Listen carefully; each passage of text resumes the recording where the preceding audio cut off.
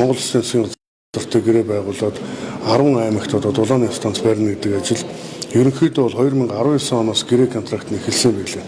Тэгээд явж байгаад 21-22 оноос шалгараад 23 оноос үйл ажиллагаа эхэлсэн. 22 оноос ажил нь эхэлсэн гэж байгаа. Тэгээд Дундгой аймгийн хувьд бол 24 онд 40% гүйцэтгэлтэй байсан. 25 онд бол 24 онд 40% гүйцэтгэлтэй байсан. Түүнээс хойш ямар ч ажил хийгдээгүй.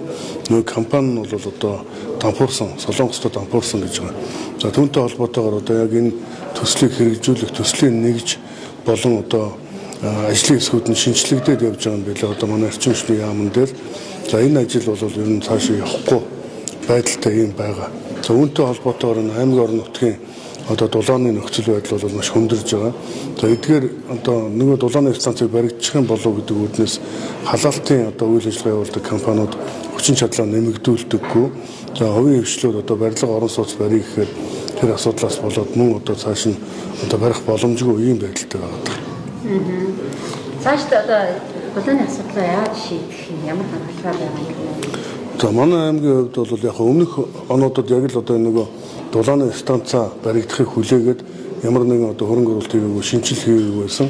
За бид 2025 онд бол аймгийнхаа орон нутгийн төсөв дээр тодорхой мөнгө тавиад халаалтын 6 одоо шинэ 100 бол бид нар авч сая хүчин чадлаа нэмэгдүүллээ. За дээр нь 2 км орчим шовын өргөтгөл хийсэн. За дахиад одоо 8.9 мегаваттын хүчин чадалтай хог шатаага дулаан боловсруулдаг зуухны ажил явагдаж байгаа. Тэгээ сая энэ бас төсөвтэй холбоотойгоор л одоо ажил нь төр саатсан. Одоо бид нар төсөө нөгөө хөрөнгө оруулалтын зардлыг өгөөд эхлэхээр цаашаа үргэлжлээд явна. Одоогийн байдлаар бол 80% гүйцэтгэлтэй байна. Энэ жилийн 5-6 сар гэхэд бол энэ ашиглалтанд орчихно гэж найдаж байгаа. Одоо улсын хэмжээнд анх удаага хогоо шатаага дулаанаа бид нар боловсруулад аймгийнхаа одоо халаалтанд тодорхой хөв нэмэр оруулах ийм ажил байгаа. Тэгээ одоо энэ 8.9 мегаваттын одоо халаалтын хог шатаага дулаан боловсруулдаг 100 хийж ин гэтэл нөгөө Солонгосын засгийн газрын хөнгөлтэй зээлээр хийж байгаа дулааны станц маань нийтдээ 20 мегаваттын дулааны станц байна. Тэрний 50%-тай одоо дүүцхийг бол бид нар хог шатаагаад ингээ гаргаж байгаа учраас бусад их усрыг бид нар цаашаа одоо ингээ шийднэ гэсэн ийм төлөвлөгөөтэй ажиллаж байгаа. Одоо тэр өмнөх 40% байгаад ашиглах боломж байгаа нь ерөнхийдөө эсвэл хаягд болсон юм байна. Яг одоо энэ бас нөгөө цаг хугацаа явах тусам маргаал хийлэгдэл гэдэг юмд орж таарна. Гэхдээ одоо 2-3 жилийн дотор бол гайгүй бах. Одоо шинэ компани шалгараад ингээд цаашаа тэр үйл ажиллагааг үргэлжлүүлээд явах юм бол мэдээж одоо тэр бол ашиглах боломжтой гэж харж байна. За нэг бол одоо энийг улс одоо хөдөлтөж аваад улсын суурь хийхдээ нэг бол одоо тэр Солонгосын зээлээ дахиж одоо цааш нь гэрээг нь өөрчлөөд энийг явуулах хэрэгтэй байх гэж харж байгаа. Гол асуудал нь бол ерөөсөө нөгөө үнийн өөрчлөлттэй холбоотойгоор 60% төсөв нэмэгдүүлнэ гэдэг асуудал Солонгосын компани зүгээс тавьсан байлаа. Тэрийг нэмэгдүүлээгүйтэй холбоотой ингээд ажил заахгүй эргээд одоо нөгөө дампуурлалт орсон юм байдалтай байгаа юм байна.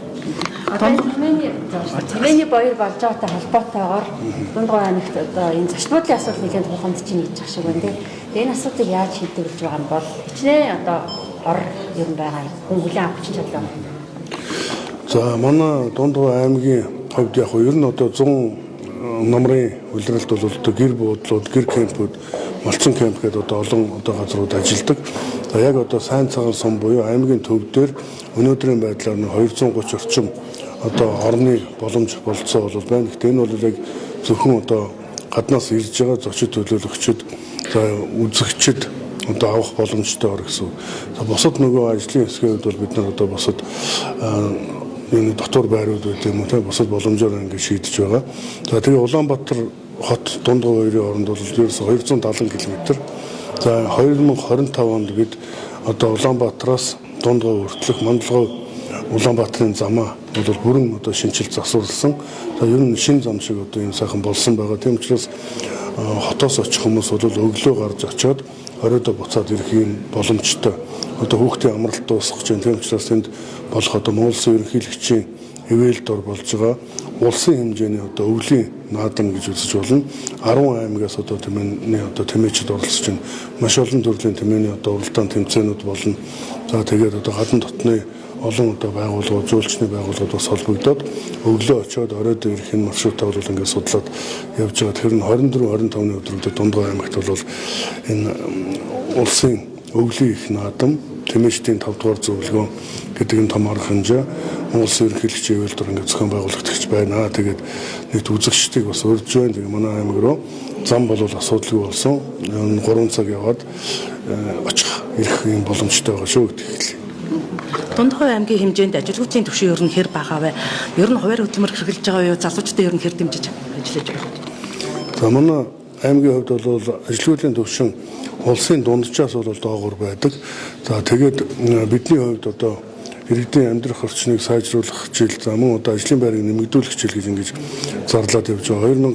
2025 онд бол бид иргэдийн амьдрах орчныг сайжруулах хичээл болгон зарласан. 26 онд бол бид нар ажлын байрыг нэмэгдүүлнэ, мөн одоо боловсрол эрүүл мэндэд дэмжинэ гэж байгаа. Тэгэд энэ өөрөндөө бол бид нар жижиг дунд үйлдвэрлэл эрхлэгчидтэй одоо жижиг дундын зээлүүдийг олгох асуудлыг бол шийдвэрлэж байна.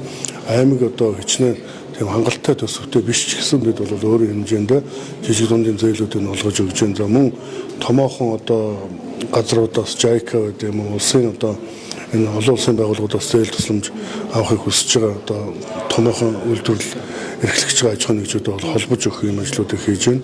За дээр нь бид энэ 2026 онд бол бүх сумандаа одоо газар зохион байгуулалтын төлөвлөгөөн дээр шинээр аялал жуулчлалын компани байгуулах, за мөн одоо хүнсний үйлдвэр үйлчилгээ, ер нь бүхий л төрлийн үйлчилгээ явуулах энэ компаниудад зориулсан газруудыг тавьж өгөх гэсэн байна. Шинэ тэгжээж газар зохион байгуулалтын төлөвлөгөөнд тусгаж иж одоо энэ чинь нөгөө цаашаа ажил явна. Тэгэхгүй бол эрхчил суулгана гэдэг ингээ ажил нь явдаг юм байна. Тийм учраас бид нар бол энэ жил ерөөсөө хангалттай одоо тавьж өгсөн. Дээр нь хүнсний ногоо тариалангийн талбайнуудыг сум болгон дээр одоо бий болгоно. Тэнд одоо хүүхдээ хараад байж байгаа малчтын одоо гэр бүл хүүхдээ хараад сумын төв дээр байдаг бол тэр талбай дээр ядчил одоо нөгөө тэжээлийн ургамлаа тариад гэр бүлдээ хэрэг болдог. Нэг бол хүнсний ногоо тариалаад сумаа одоо хангадаг ийм боломжийг нь гаргаж өгье.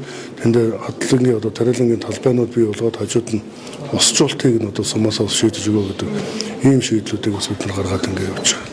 Танай аймгийг одоо зориод гадаас очиж байгаа хүмүүст одоо газрын одоо өнгөө өгөх юм гэж ойлгож байгаа юм тийм бизнес хийх гэж байгаа хүмүүс. Яг үнэгүй гэж болохгүй л да. Бид нар нэг хуулиар ерөөсөө тийм эзэмшүүлдэг хуулиар дуудлага худалдаагаар бол сонгон шилгуулалтаар ингээд явдаг. Гол асуудал чинь ерөөсөө нодлон бич одоо ажил аваад 24 онд ажил аваа 12 сард авсан шүү дээ. За тэгээд өнгөрсөн онд хүмүүс юм хийгээд ирдэг. Хийх гэхээр газар авах хэрнээ газар зохион байгуулалтын төлөвлөгөөнд байхгүй. Тэрийг заавал засгийн газраар оруулж иж өөрчилдөг жилд нэг удаа хийдэг гэдэг ингээд нөгөө ажил их боломж байдаг юм. Тийм учраас бид нар бол энэ жил ер нь хангалттай тавьж өгөө. Заавал хүн хүсгээр нь биш тавьж байгаа бид нар одоо зарлая. За энэ дээр зочдууд барих хүмүүс байна уу? Энд одоо аялал жуулчлал зам дагуу одоо нөгөө үйлчилгээний салбар хэрэглэх хүмүүс байна уу гэдэг юм уу? Ингээд юмнуудаа тавиад явъя гэд явж байгаа. Тэгээ өнгөрсөн онд бас бид нар одоо нарны одоо орчин биш нарны цахилгаан станцын болон салхин цахилгаан станцын газрууд бас одоо тодорхой дуудлага худалдаагаар өгсөн. Энэ жилээс бас одоо нарны цахилгаан станцын ажил эхлээд явна гэж харж байгаа. Тэгэхээр бас тодорхой манай аймгийн одоо төсөв эдийн засагт бол тодорхой хөв нэмэр оруулна гэж харж байгаа. За өчигдөр одоо танаа аймагт ширүүг явуулсан шүү дээ. Үйлчлэлт хүндэрчээ тэгэхээр яг үйлчлэлийн бэлтгэл ажил ямар байгаа юм. Дээрэс нь засаг дарга нар чинь бас ийм одоо төлөвлөгөөгүй хот руу ийм явдаг намын ажилтаа гэдэг шүүмжлэлийг өчигдөр хэлжсэн л та. За ер нь өвлжилтийн хувьд бол манай аймаг хоёр асуудал байна. Нэгдүгээрт нь бол одоо яг баруун сумдууд маань баруун сумдууд бол хойд сумдууд маань цас ихтэй, цасан бүрхүүл одоо 20 см цасан бүрхүүл тогтсон одоо ийм байдалтай байна. Тэгэхээр одоо манай аймгийн яг цас ихтэй байгаа сумдын малчтын одоо 10 гаруй хувь нь бол отроор явж байна. Үлдсэн одоо малчтаа бид нар өвс тэжээлийг нь бэлдэж өгөх. За мөн одоо өөрсдөө мэдээ тэжээл өвс бэлдсэн ч гэсэн тэр нь хөрөлцөөтэй хангалттай биш байгаа учраас аймаг сумын одоо аюулгүй нөөцөөс шийдвэрлэх гээд эдгээр асуудлууд байгаа. Ийм асуудлууд бол бид шийдвэрлээд явж байна. За яг өчигдрийн асуудал бол манай хэдэн сумдын одоо засаг дарга нар чөлөө халаа авалгүй одоо 2-3 хоног ингээд явсан асуудал гарсан байгаа. Тэрийг бол бид нар мэдээж одоо хуулийн өрөөнд одоо тооцох хариуцлагыг нь бол тооцоод явна. Тэгээд цаашдаа ер нь энэ сумандаа байгаа хүмүүс чинь бид нар өдөр болго очиж тэр суман дээр байна уу үзээд авах боломжгүй учраас ер нь одоо яг энэ томилттой байгаа.